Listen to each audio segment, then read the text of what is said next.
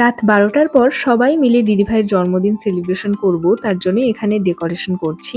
আর এইটা ছিল আমাদের ওর বার্থডে ডেকোরেশন। পুজোর চক্করে না তেমন একটা ডেকোরেশনে ধ্যান দেওয়া হয়নি, তবে আমাদের মনে হলো এই ডেকোরেশনটা কিন্তু বেশ কিউট লাগছে। তো কেক মেক কাটা হলো, তারপরে রাত ২টোর সময় আমরা সারা ঘরে লাইটিং জ্বালিয়ে এখন বসবো পার্টি করতে। তার জন্য চিপস, কোল্ড ড্রিঙ্কস সব কিছু নিয়ে বসেছি। আর অনেক রাত অবধি আমরা আড্ডা মেরেছি। আর সকালে তেমনি উঠেছি অনেক দেরি করে। ঘুম থেকে উঠে দেখি যে সবার আধা রান্না তো হয়েই গেছে।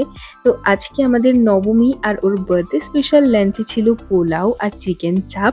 খাওয়া দাওয়া করে সন্ধ্যাবেলা বেরিয়েছি ওর জন্য কেক কিনতে। বাড়ি এসে আবার রেডি হয়ে গেছি, কারণ আজকে আমরা ফুল ফ্যামিলি মিলে বেরোচ্ছি পান্ডাল হপিং করতে। আর তার আগে হবে ওর কেক কাটিং। আর এই দিনের বড় ভ্লগটা আমি খুব তাড়াতাড়ি পোস্ট করে দেওয়ার চেষ্টা করব। আসলে এই কয়দিন এত ব্যস্ত না, এডিটই করা হচ্ছে না। যাই হোক, তো কেক কাটিং করার পর আমরা সবাই মিলে বেরিয়ে পড়েছি। মেসো আর মাসি যাবে স্কুটিতে, আর আমরা বাকিরা সবাই যাব হেঁটে হেঁটে। এই এতদিনের মধ্যে না আজকেই মনে হয় একটু প্রপার ঠাকুরগুলো দেখতে বেরিয়েছি। আর আশেপাশে যে কটা আছে মোটামুটি আজকে কভার করব, এটাই আমাদের প্ল্যান। মাসি আর মেসো তো স্কুটিতে গেছিল, তাই জন্য ওরা না অনেক আগে গিয়ে পৌঁছে বসেছিল, আর আমরা অনেকটাই পরে গিয়ে পৌঁছে তারপরে আমরাও একটু ফ্যানের পাশে এসে বসলাম। বাইরে বেরিয়ে সবাই এখানে একটু ফটো মটো তুললাম, আর তোমাদের আমার আউটফিট চেকটাও দিয়ে দিলাম।